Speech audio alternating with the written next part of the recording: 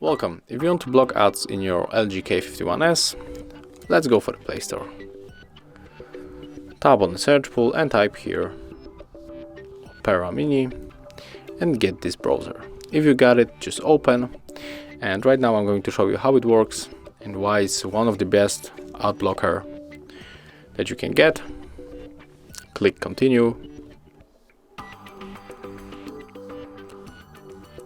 Click OK. Click here and just be sure that the ads blocking is not turned off. And right now we can enter the website, maybe this one.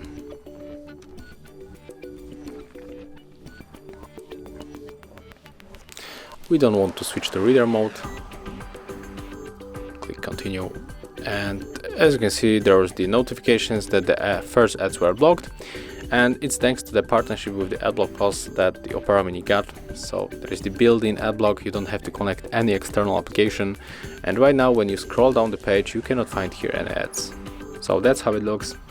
Thank you guys for watching, leave thumbs ups, comments and subscribe to our channel.